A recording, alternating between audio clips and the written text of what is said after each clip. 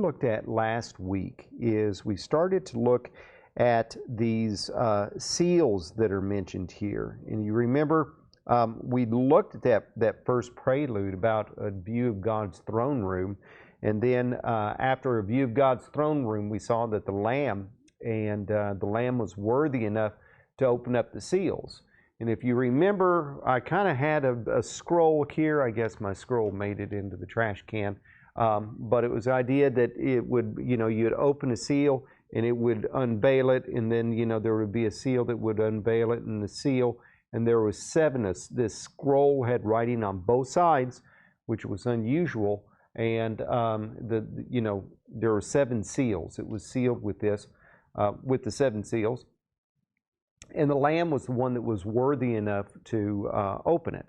And if you remember, as the Lamb opened up the seals, at least the first 4, he saw this view of these riders on these horses. And the first seal was a man was given a crown, and he had a bow, and he went forth conquering. He was on a white horse.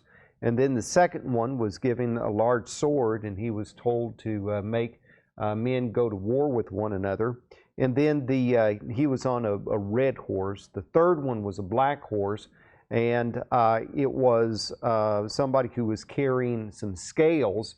And then he heard a voice call out saying that a quart of wheat for a day's wages, or a denarius, and then 3 quarts of barley for a denarius. And don't harm the oil and the wine. And then the last horse was a pale horse, and its rider was labeled. Its rider is death, and Hades was following close behind it. And so we talked a little bit about these horses, and I said that, these really, in my view, represented a process, and that is white is conquer, red, war, black, famine, and then pale is death. Okay? And so a lot of times people want to focus on the identity of the riders and the significance of the horses, but I'm thinking instead of the identity of the riders, why not focus on what the riders do? And so if you think about it that regard, then, you've got the first seal, second seal, third seal, and the fourth seal, and that this is a process. I mean, if somebody goes out to conquer, then the result is going to be war. When you have war, then the result is going to be famine. It's going to be inflation. Through all of the results of war and famine and plague, then you've got death that comes about. Now, this obviously has to do with the Antichrist and what the Antichrist does, okay? But instead of focusing on, when this thing happens, who this person is, what's the significance of all of these things, if you just think about, the process, then that brings us up to that 5th seal, okay? So the 5th seal was a view of souls under the altar. And these people were martyred because of their testimony for God, and they were there under the altar calling out for vengeance for the Lord. And they were told to wait a little while, and they were given white robes, and they were comforted until the rest of their brethren would be killed on the earth. Then we come to the 6th seal, right? And the 6th seal was judgment. And so with 6th seal, we see Jesus coming and the judgment, God's judgment on the earth towards mankind. Okay?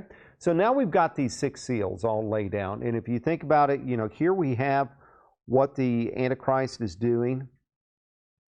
And so then we've got the result of that, which is, and the Antichrist main target is going to be Christians and believing Jews.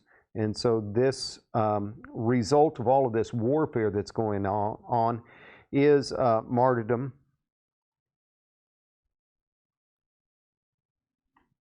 And then the result of that is God's judgment. Okay?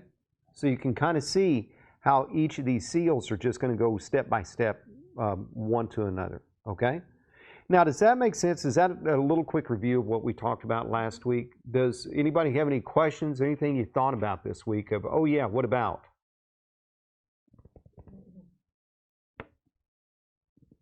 Okay.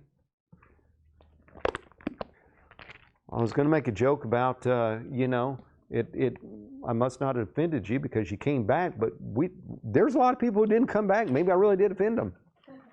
I was going to say the same thing. I come back and there's nobody here. So, all right. This wasn't your first week back, right? That would have been awful. That's right. Or her second week. Well, it is your second week back, isn't it? Yeah. Okay. All right. Well, let's take a look at chapter 8 and verse 1. How about 7?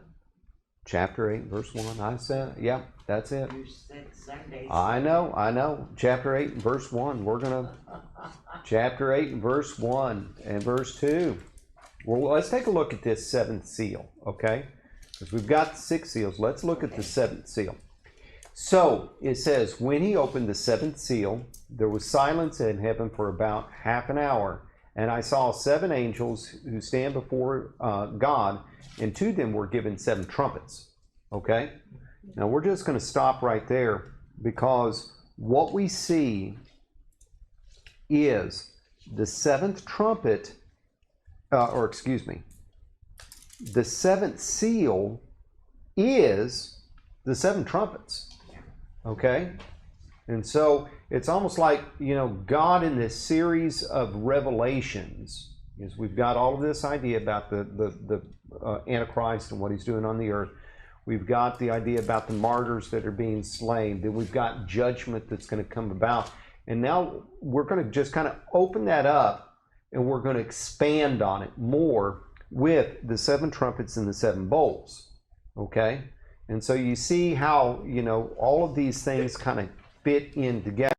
And so the reason why I want to talk about the 7th trumpet is because, okay, this is really going to be opening up to something else.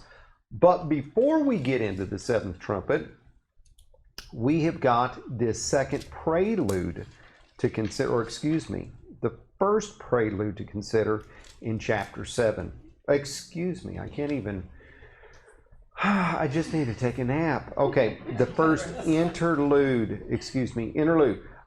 So what we've got is, as I discussed before, we've got the book of Revelation being the 7 seals, 7 trumpets, and 7 bowls. And then we've got these interludes and preludes that precede different things and interrupt things. And so here we've got this first interruption here between the 6th and the 7th seal. And so, there in chapter 6, we were looking about all of these seals, and it's just being opened. And then all of a sudden, if you take a look at chapter 7 and verse 1, it says, after this, I saw 4 angels standing at the 4 corners. And so it's like, okay, we're gonna just take a break and a pause from the Lamb opening up these seals. And he's going to in just a minute. And that's why we read that over in chapter 8 and verse number 1. As he is going to do that, and that's going to continue on the flow of the message. But it's like we're taking a break, and after this, then John sees something else. And so this interlude that is given here, and the preludes too, but the interludes, they're just there to kind of give us a little bit of a backstory, and it's going to be setting the stage for what's going to be coming up. And so what is going to be talked about in chapter 7 is this: God's protection of his servants on earth and comforting them in heaven. Okay? And really, when you think about the book of Revelation and what the book of Revelation is going to mean to us, isn't this kind of generally speaking about what its message is? And that is God's protection over us and God's comfort over us. Here we've got all these bad, terrible things happening to us as far as a war that is waging between spiritual forces, and we are the targets of it. And so what is God going to do to protect us? What is God going to do to give us comfort? What we're going to look at is what God is going to do in the end time events, but at the same time, hopefully we can just kind of take a step back and say, well, we aren't dealing with that. but we are dealing with things. And what does God do to comfort us? What does God do to protect us? Okay? All right. So, chapter 7 and verse number 1. After this, I saw 4 angels standing at the 4 corners of the earth, holding back the 4 winds of the earth to prevent any wind from blowing on the land or on the sea or on any tree. Then I saw another angel coming up from the east, having the seal of the living God. He called out in a loud voice to the 4 angels who had been given power to harm the land and the sea, "Do not harm the land or the sea or any trees until we put a seal on the foreheads of the servants of our God." Okay? So here's this scene. Okay, after the seals, after this, now John is directing his attention elsewhere. And what he is seeing elsewhere is he is seeing 4 angels standing at the 4 corners of the earth. Now, that's just a saying. That's an expression. I mean, if you think about, the earth is a sphere. We don't have corners, right? And so it's not that. But, you've got four directions, okay? And even if it's not north, south, east, west, it is, other directions. Just, anywhere you go, anywhere you're looking, you've got 4 opposite directions, okay? And so that's the expression about the 4 corners of the earth. That's pretty obvious. I don't think that we have to go into a lot of detail about that. It's just that some people want to be obstinate about it. Say, oh, well, that proves that the Bible's wrong because the earth is a sphere and there's no corners in it. Okay, well, yeah, but no. Okay? So these 4 angels are standing at the 4 corners of the earth. And notice what they're doing. They're holding back the wind. Okay? So you say, okay, well, what does the wind mean? And what is the wind going to do? Well, we see what's going to happen is that they're holding it back, and this other angel comes from the east, and he's calling out in a loud voice, and he's saying that he's calling out to them in a loud voice who have been given power to harm the land and the sea. Okay? And so he's saying, do not harm the land or the sea or the trees. And that's the same thing that the angels are holding the wind back from blowing on. They're holding back the wind from blowing on the land, from blowing on the sea, and blowing on the trees. And so the other angel is saying, hold back and don't let it harm the land, the sea, and the trees. Okay? And so this wind that the angels are holding back is kind of like the judgments of God. I mean, this is going to be the judgments of God that are going to be coming on the earth. But before that happens, they're supposed to be holding back for something else to take place. Okay? And what is it that's going to take place? Well, as it says here, it says, until we put a seal on the foreheads of the servants of our God. Then I heard the number of those who were sealed, 144,000 from all the tribes of Israel. From the tribe of Judah, 12,000 were sealed. From the tribe of Reuben, 12,000. From the tribe of Gad, 12,000. From the tribe of Asher, 12,000. From the tribe of Naphtali, 12,000. From the tribe of Manasseh, 12,000. From the tribe of Simeon, 12,000. From the tribe of Judah, 12,000. From the tribe of Issachar, 12,000. From the tribe of Zebulun, 12,000. From the tribe of Joseph, 12,000. And from the tribe of Benjamin, 12,000. So, what are these? There's some people who, kind of have looked at these, the sealing of the 144,000, and Jehovah's Witnesses said, okay, this is all the people that are going to be in heaven. It's just going to be 144,000 people. Until all of a sudden the Jehovah's Witnesses started to grow beyond 144,000, right? And so then it's like, okay, only 144 of the best. You got to be best. Some people refer to British people. What's that? Some people got this crazy idea they're British. British people? Yeah. I hadn't heard that. Now got British name. There's no Churchill here. There's no.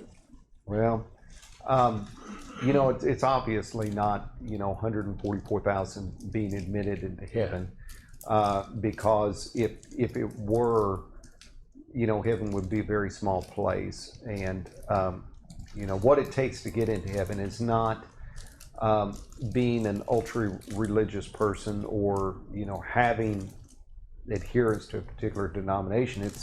It's having your name written in the Lamb's Book of Life. Okay? And that's all that there is to it. So, what is this 144,000? Well, let's go back to the book of Ezekiel. And let's take a look a little bit about something that happened back in the book of Ezekiel that might shed a little light on it. Okay? I have a note that says, see Matthew 24 too. I don't know if that's referring to the tribes or not, but I just wrote it right beside that. Did you really? Yeah. Huh. Well, maybe that's for the next. Maybe if you wrote it like in the center column, maybe it refers to the right hand column instead of the left hand column. No, I only have one column. Oh, okay. Well, then I don't know. Yeah, I wrote it right next to the tribes, but there's this nice little space there too, right? So there must be something in chapter 7 right there that refers to some. I mean, all I see there is like the day and hour and judgment, not rapture. But I Well, don't who know. are you listening to? You. I only make notes in my Bible if you're speaking, but no. Well, there is something. I There feel is like something it later was- on about Matthew chapter Yeah, 24. I think it probably was in one of your other times we did Revelation, We previous times. we'll try to It's get. funny when you make a note like that, you can't remember exactly what it meant. No, It probably really made sense if he told you, and I'm sure he said it, but. Well, we'll get to it in a little bit. But maybe right it'll- now, let's take a maybe look it'll make sense later. at Ezekiel chapter 9. Okay, so what's going on in Ezekiel chapter 9 and really in chapter 8 is God is showing Ezekiel all the idolatry that is taking place in the temple and all the people that are doing it. And it's just like it's going from worse to worse to worse. And so, the Lord shows him something, and then he shows him something worse, and then he shows him something worse. And what we see in chapter 9 is the judgment that is going to be coming or was going to be coming on Jerusalem. This happened with the Babylonian captivity, okay, when the Babylonians came in and destroyed Jerusalem, destroyed the temple. But before that judgment from the Babylonians took place, what God was telling Ezekiel was this. In chapter 9, we'll just start in verse number 1. It says, "Then I heard him call in a loud voice, 'Bring the guards of the city here, each with a weapon in his hand.' And I saw 6 men coming from the direction of the upper gate, which faces north, each with a deadly weapon in his hand. With him was a man clothed in linen, who had a writing kit on his side. They came and stood beside the bronze altar. Now the glory of God of Israel went up from above the cherubim where it had been and moved to the threshold of the temple. Then the Lord called to the man clothed in linen who had the writing kit at his side and said to him, 'Go throughout the city of Jerusalem and put a mark on the foreheads of those who grieve and lament over all the detestable things that are done in it,'" which is the idolatry that he had just mentioned in chapter 8. As I listened, he said to the others, "Follow through the city and kill without showing pity or compassion. Slaughter old men, young men, maidens, women, and children. But do not touch anyone who has the mark. Begin at my sanctuary." And so they began with the elders who were in front of the temple. Okay? Now, does that sound any similarity to what we're talking about here in Revelation chapter 7? Now, it's different events. Okay? In Ezekiel chapter 9, it was talking about the destruction of Jerusalem at the hands of the Babylonians. Here we've got something else. We've got the judgment of God, which is the same, but it is by natural means, not by the hands of somebody else. But do you see any similarities?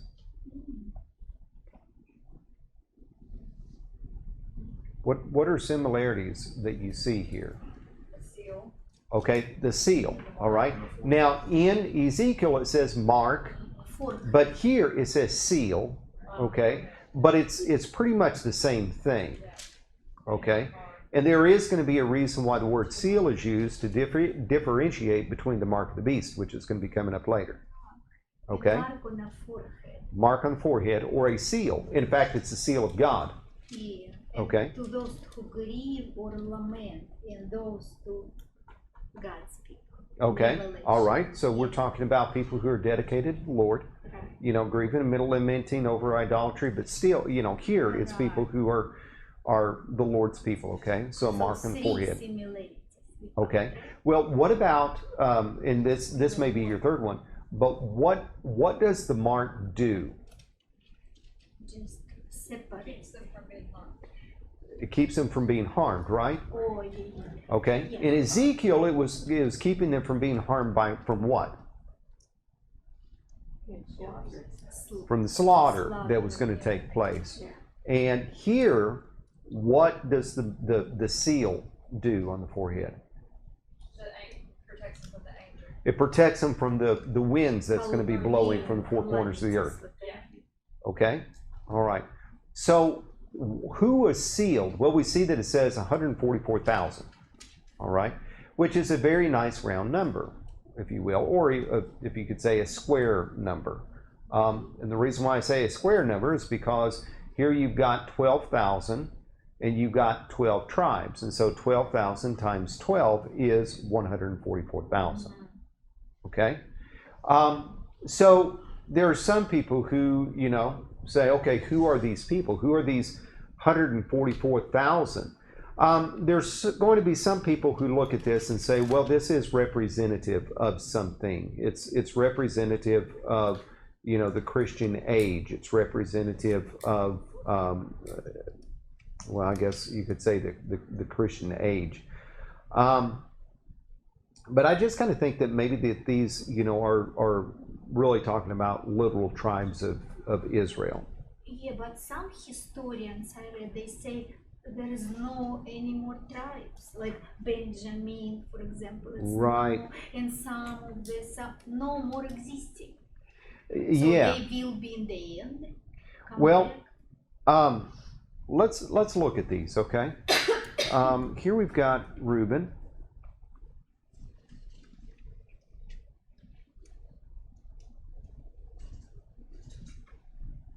Okay.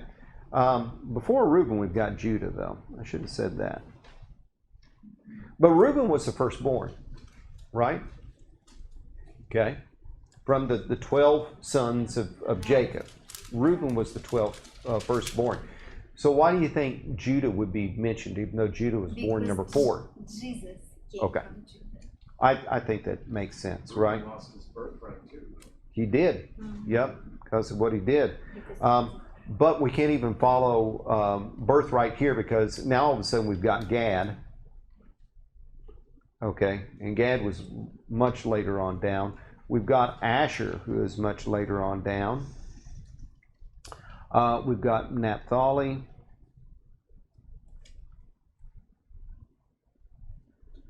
Did I spell that right? No, there's not an H, Naphtali. Naphtali.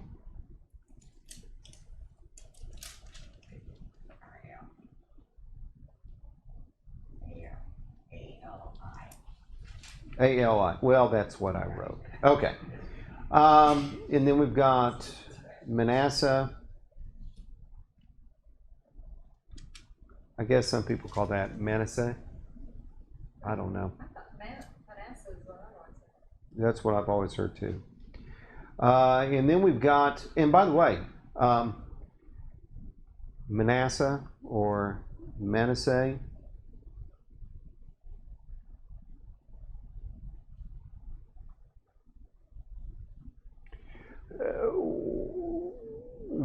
Who was his mother? who's Manasseh? Oh, it was Joseph's wife that was given by Potiphar. Oh, Rebecca, Forget her name though. not Rebecca. I can't remember her name either. But the point is, it was not Leah, Rachel, Bildad, or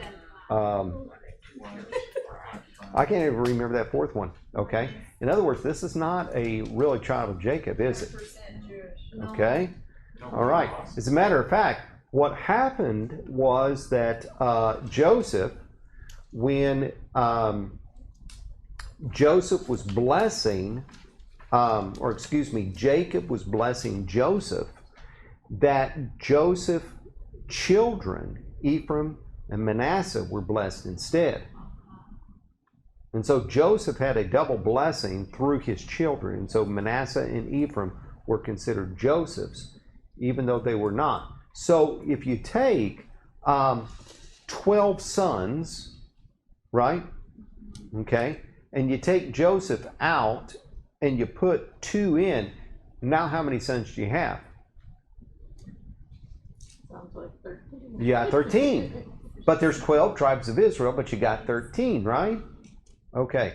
Interesting, isn't it? Okay, continuing on down. His mom, was it the Hezbollah?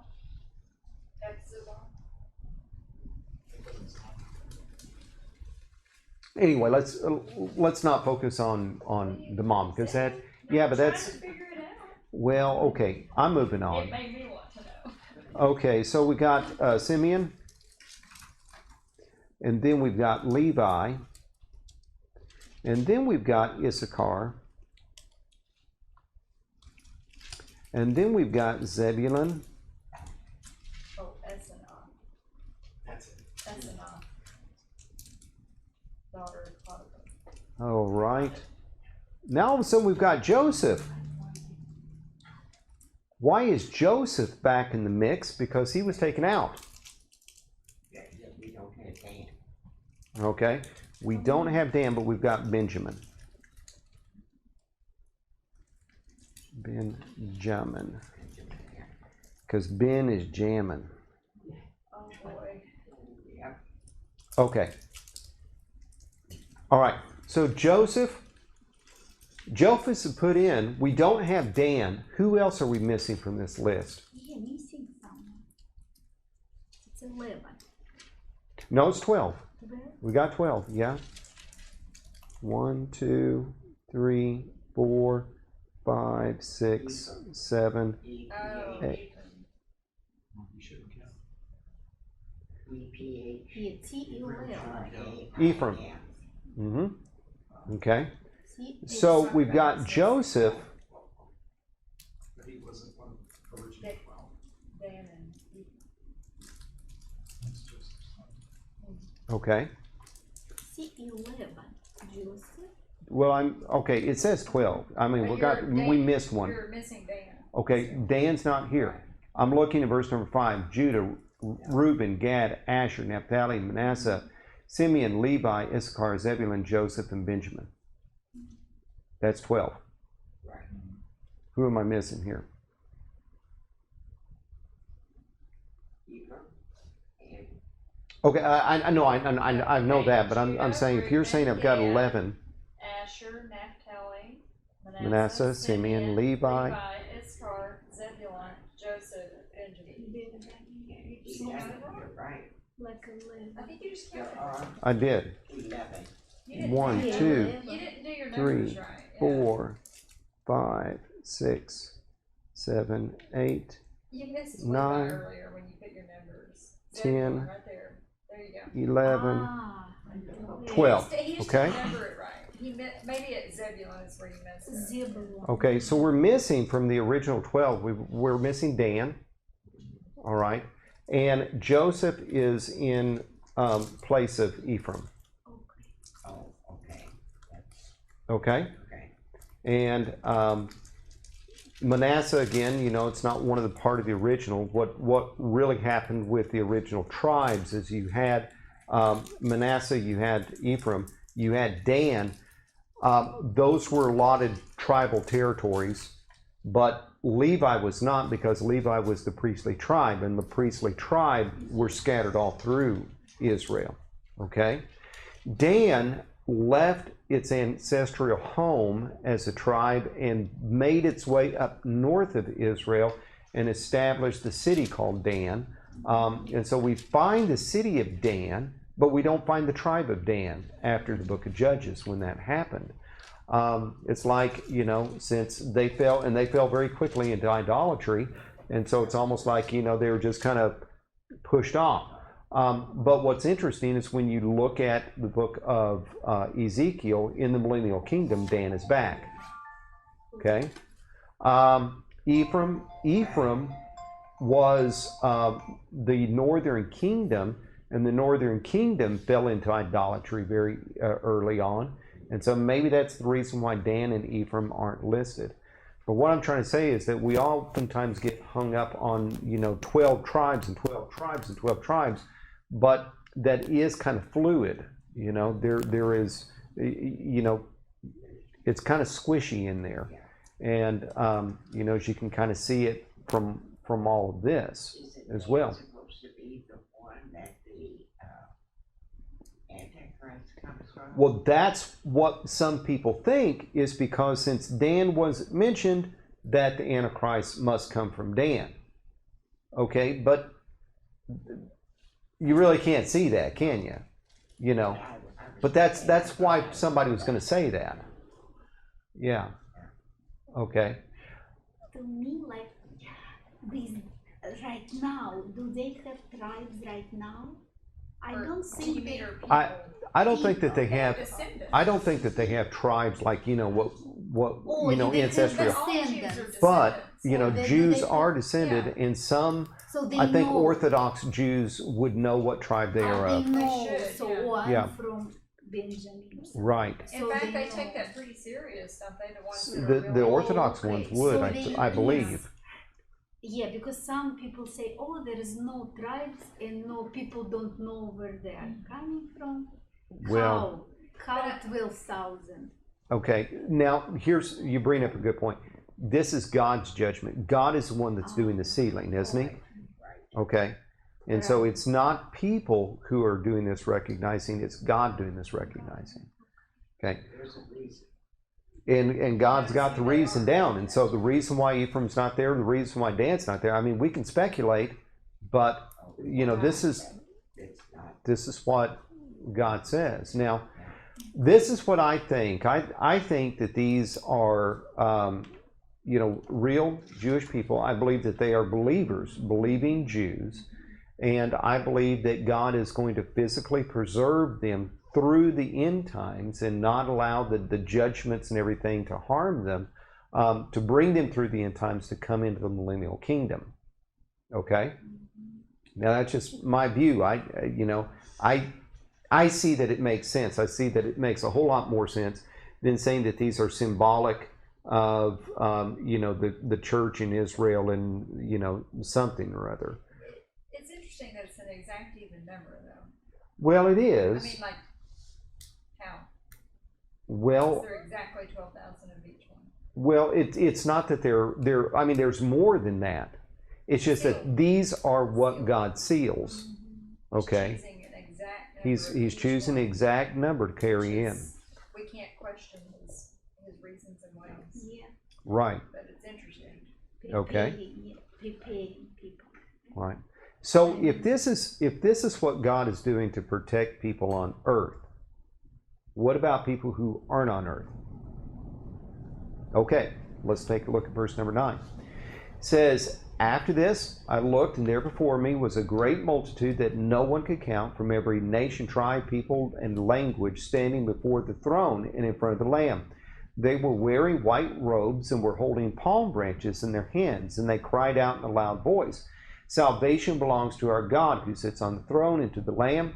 And all the angels were around the throne and around the elders and in front of the four living creatures, and they fell down on their faces before the throne and worshiped God, saying, Amen. Praise and glory and wisdom and thanks and honor and power and strength be to our God forever and ever. Amen. And so now we're back to looking at God's throne, right? So you remember, and I erased my artwork. I shouldn't have erased my artwork. But remember, we had the throne, we had the rainbow, we had the four creatures, we had the 24 elders, we had the Lamb. Now all of a sudden, it's a lot more crowded. Okay? So much so that it's just a great multitude that no one could count.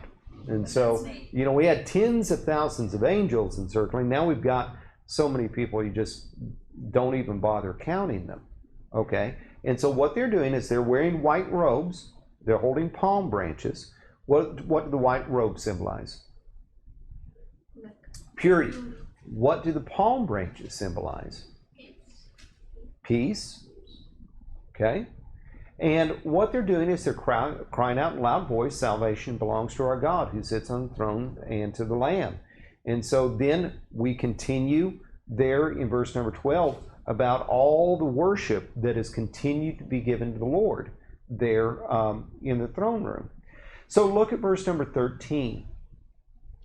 It says, then one of the elders asked me, these in white robes, who are they and where they are from? Where did they come from? That's a good question. So, this is what John says. Why would the elder ask him? Well, this is what John says. Sir, you know. I don't know. You know. Okay, he's asking the question because he wants us to think of the question. Right? You know. Who are these people? Where did they come from? Who are these people? Where do they come from? You know, our immediate response is when we read up to this point, we're thinking, oh, it's saved people. Right? And I mean, obviously, these people are saved people, but it's not all of saved people. Answer is right here, right? The answer is right here. He says in verse number 14, and he said, these are they who have come out of the great tribulation. They have washed their robes and made them white in the blood of the Lamb. Therefore, they are before the throne of God and serve him day and night in his temple, and he who sits on the throne will spread his tent over them. Never again will they hunger, never again will they thirst. The sun will not beat upon them, nor any scorching heat. For the Lamb at the center of the throne will be their shepherd. He will lead them to springs of living water, and God will wipe away every tear from their eye. Okay? So, who are these and where do they come from? Jewish. Well, we don't know, because if you go back, it says they're from every nation, tribe, people, and language. They're saved people who made it. But they're saved people, obviously, From everywhere. from everywhere. Okay? And I guess that depends on when you think the rapture occurs. Well, the rapture does have something to do in this, but Yeah. go ahead, I'm sorry. Well, I mean, they could be saved people that became saved after the rapture, if the rapture was before. Okay. It just depends. You know. I'm just trying to figure out who they are exactly, but And that could be true, or it also could be true. Notice that they're wearing white robes. If you go back to the fifth seal, notice what's happening there. In the fifth seal, in chapter 6 and in verse number, how long? Verse number 10, they called out in loud voice, how long, sovereign Lord, holy and true, until you judge the inhabitants of the earth and avenge our blood? And then each of them was given a white robe. So the souls underneath the altar in the fifth seal did not have white robes until it was given to them. But then what we see with these people is that they did have white robes. And so there are some people who are going to think, hey, that's the rapture. That's the resurrection. That before that, there were souls under the altar. Now they are clothed with white robes. Okay? Well, something to think about. Okay? But more to the point, notice where they come from.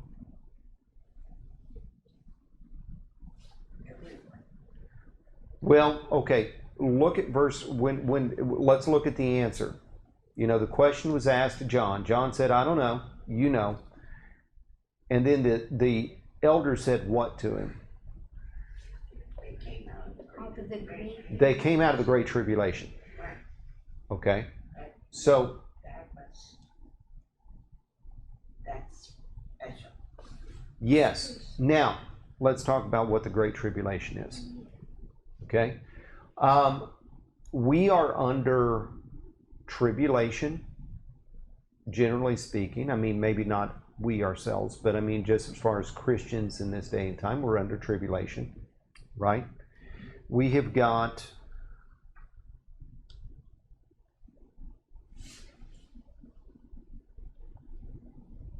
a 7-year end time event You remember what our study in Daniel was, okay? We got those 7 sevens, which is the 7 Jewish years, okay, or 77s, and then there's that 1 7 that's remaining. So that 1 7-year period's remaining. Okay, everybody remember that? I don't remember that very well. You remember that? Okay. Then you remember in the middle of that,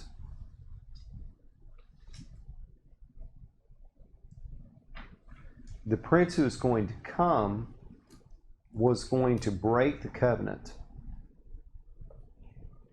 All right? Okay. So now let's go to Matthew chapter 24.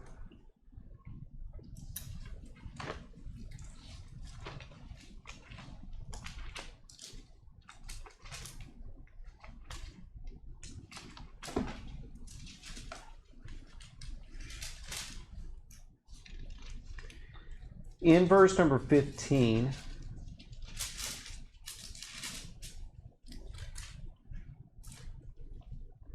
so when you see standing in the holy place the abomination that causes desolation, spoken of through the prophet Daniel, let the reader understand, then let those who are in Judea flee to the mountains. Let no one on the roof of his house go down and take anything out of his house. Let no one in the field go back and get his cloak. How dreadful it will be for in those days for pregnant women, for nursing mothers. Pray that your flight will not take place in the winter or on the Sabbath, for then there will be great distress, unequal from the beginning of the world until now, and never to be equaled again.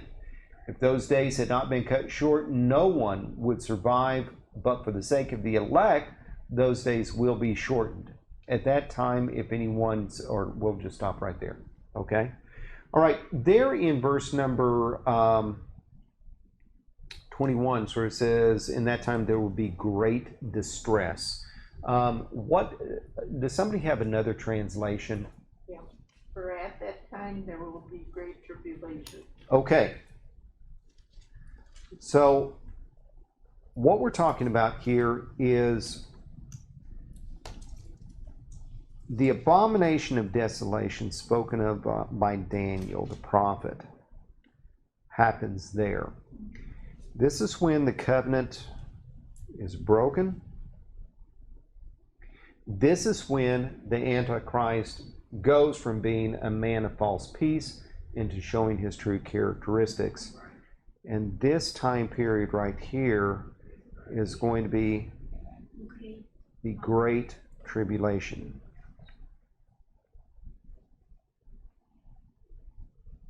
So much so that it does not have its equal.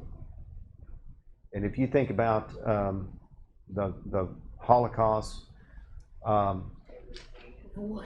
was a horrible, horrible thing. But this is even going to be worse than that. This is going to be so much so that Jesus said, if those days had not been shortened,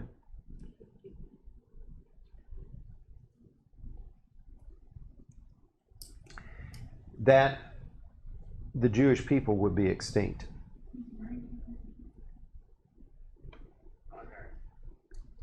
On earth. But since those days were shortened,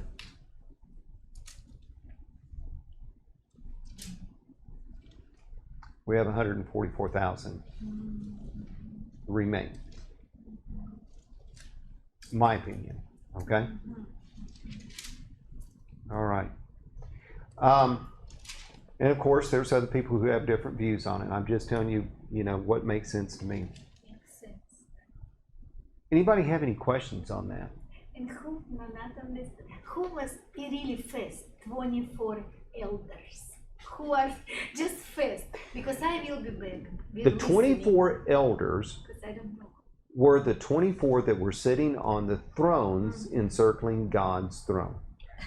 Like who are?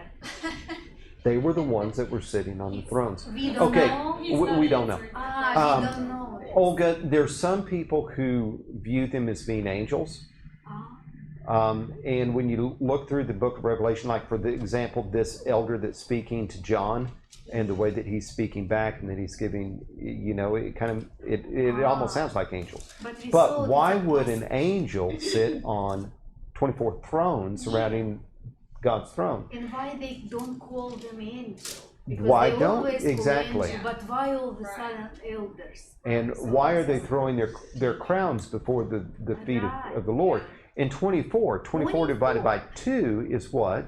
12. So you got 12 tribes, 12 apostles, Old Testament, New Testament.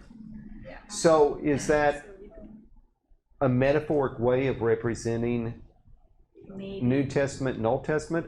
Or is that somehow, people that would be representing the 12 tribes of Israel and the 12 apostles?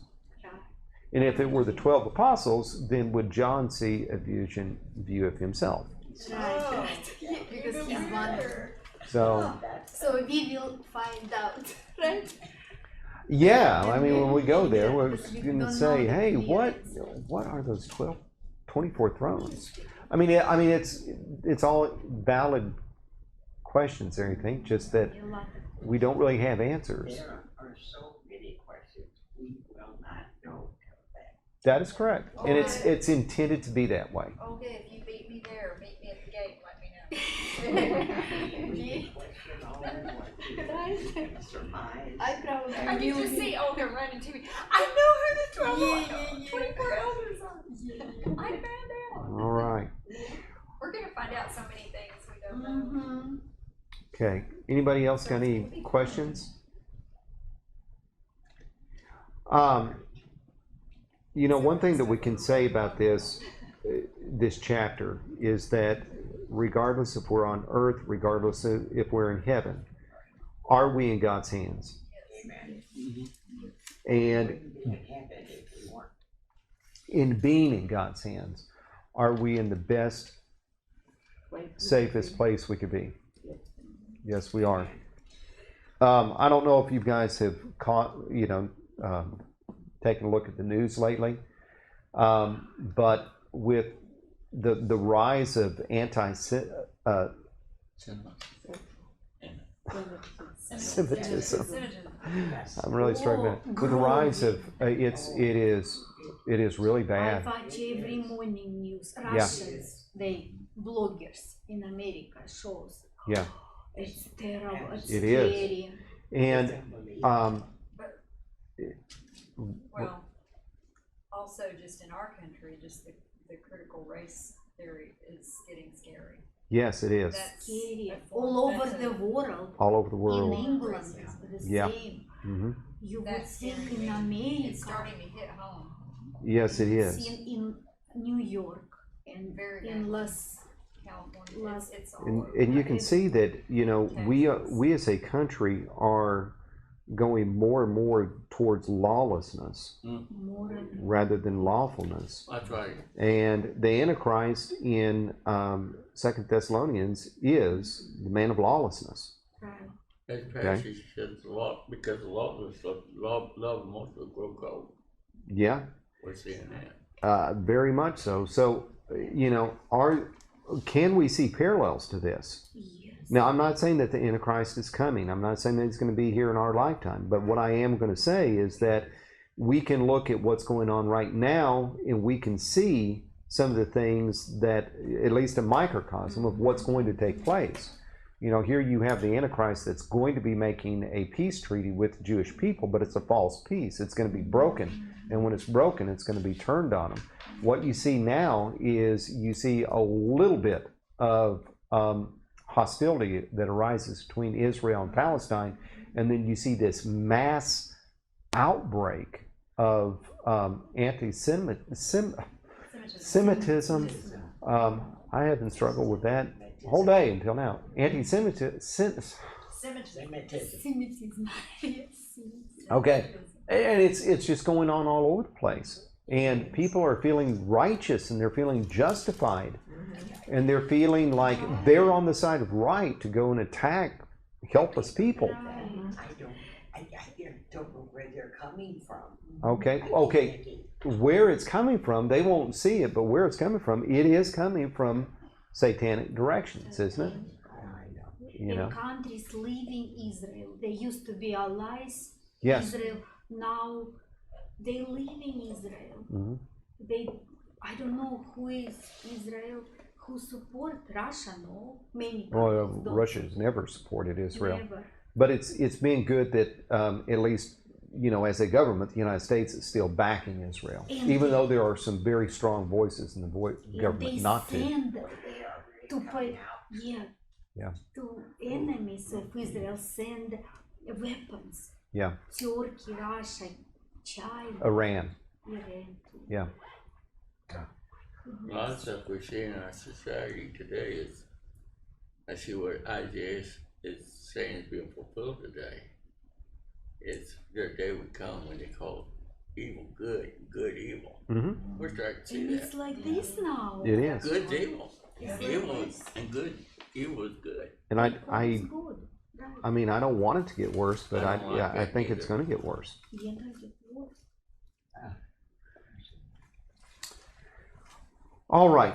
Well, we will call it quits right there, and we will jump into the seven trumpets next week, Lord willing, if he doesn't come back. I was joking with my workmate Jason today, and I said something about you know the Lord coming back. He just talked about something that was happening in the future, and he didn't want to go to a meeting this afternoon. He said, "Well, maybe the Lord will come back before my meeting." And or he just said the Lord will come back after lunch, and I said I don't have a good enough lunch for the Lord to postpone his coming. I want him to come back before my lunch. Hey, And it was a good lunch. It was a good lunch. Yeah. I made it. But It's honey, better as good than as you good got. food. What I told Jason was, I said I've got a really good lunch, but there isn't a lunch on this earth. Oh, he's changing the Yeah. story a little bit. So, okay. He embellished that story to check it out. It's true. There's no embellishment. I said But those also, words. Stephen, also somebody said the darker the Oh. night, Alright. the brighter the light, Mhm. right? So Christians will, in the end days, will be bright. I I think mean- we will stand out. Stand out because More and more. darkness is so getting, Yeah. and we're supposed to be light. Right? We are. Okay. Sounds scary, too. It does. Scary, A scary. little frightening to deal with that. Yes. I'm not saying a shameful thing, but like a frightening thing too, but God will give us the strength. And the last thing I say, Mary saying, I talked to Quinton, I said, because he was a student not long ago. She said, I'm tired of read books and write essays only about lesbians, transgenders, homosexuals, and all this about this crap. And she said, I'm so sick and tired of it, you know. You mean that's what they're asking her to write? Right, not only read and write. Constantly. And she said, I don't agree with this. This is nasty to me. I really think that It's crazy. that our future generations being propagandized, Yes, right. and I just wonder what's going to happen if we have a whole generation of people who are propagandized. What's going to be like? We've already got a whole generation of activists that are seeking a cause. I mean, we have for years promoted the idea to young people of find your cause, be an activist for your cause, stand up for your cause. But we haven't ever instructed them what is a good cause. Yeah, Yeah. right. And so, now we've got a bunch of activists that are running around finding causes, and they're an activist for causes that really shouldn't even be a cause. Yeah. It's just, Sometimes they don't even know. and they don't even know, but they're doing something for the betterment of the world. They need to, Yeah. they just like doing it. All right. Well, we'll call it quits right there before we just all become too depressed. Yeah. All right. So like I said, Lord willing, we're going to go take a look at judgment or the trumpets in chapter 8 next week. I'm reminded something about with all the crisis going on in Israel right now, we are called to pray for the peace of Jerusalem. Mhm. That's something we need to pray for too. Absolutely. Yep. Okay. Dear Lord in heaven, thank you for everything you've given us. Thank you for your blessings and thank you for your word. And Lord, thank you for not only what your word says, but thank you for what your word promises. And thank you for giving us those promises. Help us to find peace and comfort in them. And Lord, help us to not be afraid of what might come in the future, but help us to look at a glorious future and a future that's going to be with you. Lord, we ask that you would please bless us as we go our ways. And Lord, please be with our country, be with our world, be with Israel, be with your people. And Lord, we ask this in Jesus' name. Amen. Amen.